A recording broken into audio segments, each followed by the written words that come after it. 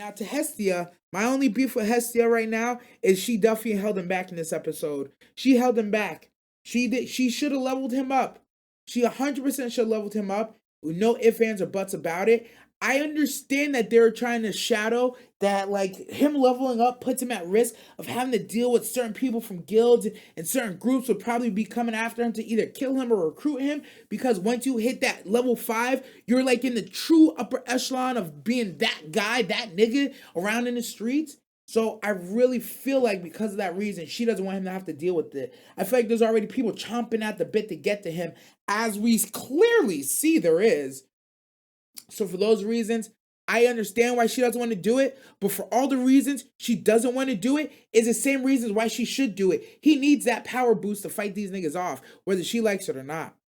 Okay, next we're moving on to Blue Loco. Blue Lock coming back. The boys are back. Autumn boys, especially even that boy that looked like a shawty, he back too. He is absolutely back, and it's fixing to be a good season. I like what they did with Ego. Talked a lot in this first episode back, but all his yapping was good yapping. He was really talking about the psychology of sports, and I think there's something in the way he's been talking that everybody thinks that he expects Blue Lock to be the thing that takes Japanese soccer to the next level. But when I hear him talk, I just think, like, you know how, like, think tanks, they get a bunch of smart people together, they give them a problem, they have them solve it, and they try to monetize that problem that they solved.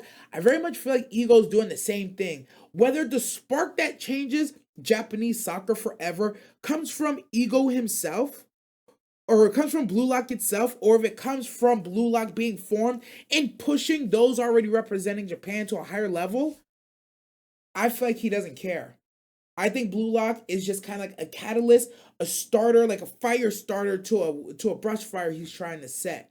So I do think he wants Blue Lock to succeed. I do think he wants Blue Lock to be what takes over Japanese soccer. But at the same time, as long as he gets his one egoist, I don't know how much he cares. And for that reason, I think Blue Lock got a lot more interesting. Because we're over here thinking that he has all his eggs in the Blue Lock basket, and if this doesn't work out, then it's over for him. But he's like, nah, as long as I get one egoist out of this, I won. They'll say what they want to say, but if I get that one person who changes Japanese soccer forever and takes us to the top of the mountain, to the summit with the gold, then I'm right, no matter what. That's what I think. Let me know what y'all think. I don't know I don't know if people will see where I'm coming from with that or agree, but I don't know. When it comes to the actual sauce of the show with our MC Isagi, I really feel like he needs to focus on the subjugation aspect. We've already seen him do coexistence. We've already seen him do the, being seen, whatever word they use for being seen.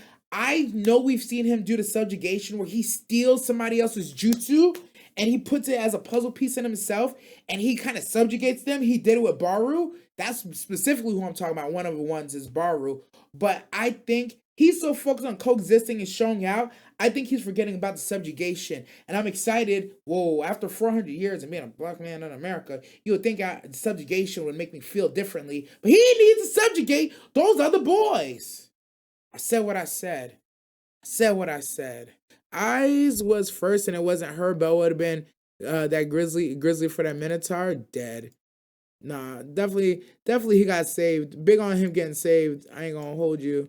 But at the same time, I'm not mad at it. The Minotaur's the main pro tag. Nah, I ain't gonna lie. That Minotaur, he a bad man.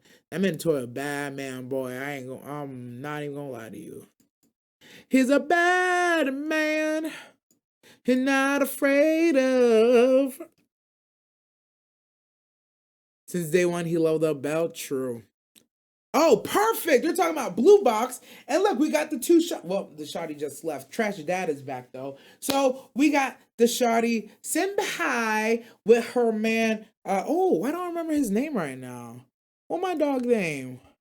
Taki. Chintasu Senpai and Taki. Yes, we're talking about Blue Box.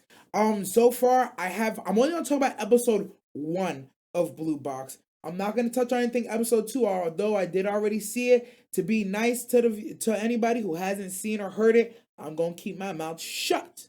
But Blue Box, I like that both Taki and Shinsatsu are relatable as hell. And I like that what he feels for her, it doesn't feel shallow. He truly has a level of admiration and respect for her that leads to him liking her. There's a lot of times in these rom-coms where it starts off of, oh, she's a popular girl in class and I'm the nobody, and I just kind of like her. And sometimes it works out, sometimes you become a friend of her. Looking at you losing too many heroines. Joking, by the way. But in this one, he really, like, I can understand why he likes her right away. The fact that her example has driven him to want to become better at his own sport is one of those things. Like, yeah, it's not just a basic, like, oh yeah, I kind of like her, she's cute, she's probably blah blah blah. He has a deep, you know how much respect and like consideration that you have to have for Shawty, for her, for you to see her and be like, yeah, no, even whether I get her or not, she makes me want to try harder and be better, whether she's mine or not. That's deep, bro. That's deep as hell. Like, that's not a shallow connection whatsoever. And I like that in episode 1, it lets you know that she sees him too. She sees him too. I mean, let's be real. It's impossible not to. If the only person who's been to you to the gym is her, and then you're always a person that comes in right after her, and y'all are always alone for, let's say, if you're alone for any amount of time, 5, 10, 15 minutes, you have to recognize each other. You're not going to ignore each other. You're looking over your shoulder, stealing glances. She's looking over her shoulder, stealing some too. Whether it's to wonder what you're doing, why you're there or not, she cannot ignore you. You are already a step above the rest. And I love that shit. I love that shit. I also will say, I like that he's proactive about his goals.